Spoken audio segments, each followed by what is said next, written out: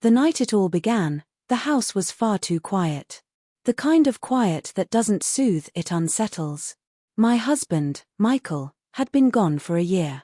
A sudden stroke had taken him from me, tearing our lives apart in an instant. The grief had settled over me like a heavy blanket I couldn't throw off, and though the world outside moved on, my heart was frozen in place. Our son, Ryan, just 24, had stepped up in ways I never expected. His hazel eyes, so much like his father's, held a quiet strength, but I knew the truth. He buried his pain deep down just to hold me together. That thought alone brought both pride and guilt. I often wondered if I had stolen his chance to fully grieve, simply because I needed him too much. One crisp autumn morning, as the scent of coffee filled the air, Ryan burst into the kitchen. His grin lit up the room in a way I hadn't felt since Michael passed. "Morning, Mom," he said, leaning down to kiss my cheek. But there was a glimmer of mischief in his eyes. He had something hidden behind his back. "What's going on?" I asked, my voice tired but curious. "Come outside. I've got a surprise for you." His tone was almost boyish, filled with excitement that tugged me out of my melancholy. I followed him, hesitant, only to stop in my tracks in the driveway.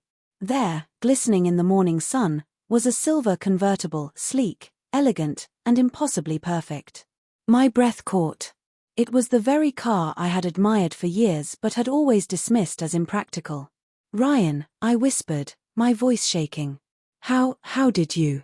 "It's yours," he said quickly, his grin faltering as if worried about my reaction. "You've done so much for me, for us. I just wanted you to have something that made you happy again." Tears burned my eyes. The weight of his love pressed against the cracks in my grief. I reached out, brushing the cool metal, and for the first time in months, I felt a spark of joy. "Ryan, it's stunning. But this is too much." "No," he said firmly, stepping closer. "You've always put everyone else first. It's time you let someone take care of you." His words landed deep, unraveling my defenses. I pulled him into a hug, my tears dampening his jacket. "Thank you," I whispered, my heart full and aching at once.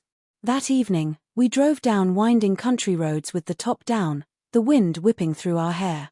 The sunset painted the sky in fiery hues, and for the first time since Michael's death, I laughed. Really laughed. The sound felt foreign, almost guilty, but freeing. Ryan glanced at me, his smile wide, and in that moment, I realized he hadn't just given me a car. He had given me a reminder that life could still hold beauty. The weeks that followed only deepened that bond.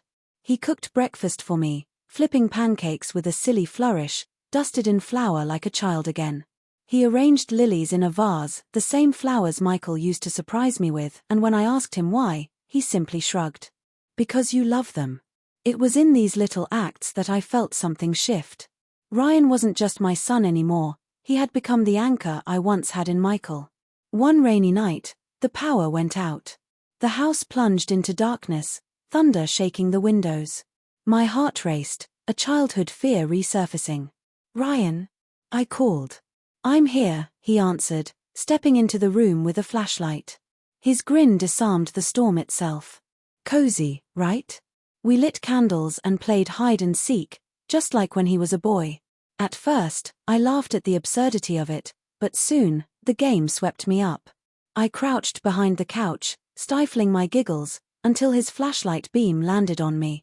"Found you," he said triumphantly, his grin both playful and warm. When it was my turn, I caught him tucked away in the guest room closet, and we collapsed onto the couch in a fit of laughter.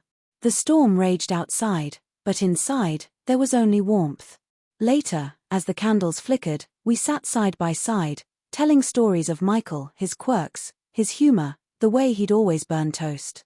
The memories were bittersweet, but Ryan's presence made them bearable. During the movie we put on, he wrapped an arm around my shoulders. "This okay?" he asked softly.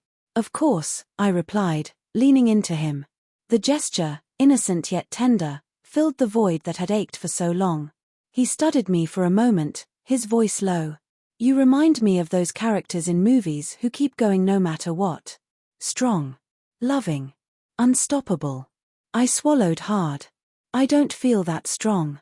"You are," he said, his tone unshakable. When he kissed my cheek, just a gentle brush, I froze, but not from discomfort. It was the sincerity in his eyes, the way he saw me not just as a mother but as someone worth cherishing, that unraveled me. As the months passed, Ryan kept pulling me into life. He signed us up for cooking classes, where our failed soufflés turned into laughter. He planned a vineyard trip, where we walked between rows of grapes, sipping wine and teasing each other about our clumsy descriptions of flavor. He noticed things Michael used to notice, the way I smiled at sunsets, the way I loved to hum when cooking. And little by little, I began to heal. But one evening, sitting on the porch, he reached for my hand. His touch lingered, warm and steady. "Mom," he whispered, his voice cracking. "You're my everything. I'd be lost without you." My heart twisted, but not just with grief. With something else, something I dared not name. Tears blurred my vision as I cupped his cheek. "I'm so lucky to have you, Ryan." The weight of the moment hung between us. The storm inside me clashed with the peace his presence brought. I knew life would never be the same without Michael. But sitting there, in the glow of candlelight, with Ryan's hand in mine, I realized something that left me breathless. Even in the ruins of loss, love, unexpected, complicated, undeniable, had found its way back to me. If this story touched you, don't forget to subscribe to Broken Vows for more heartfelt tales of love, loss, and the bonds that carry us through.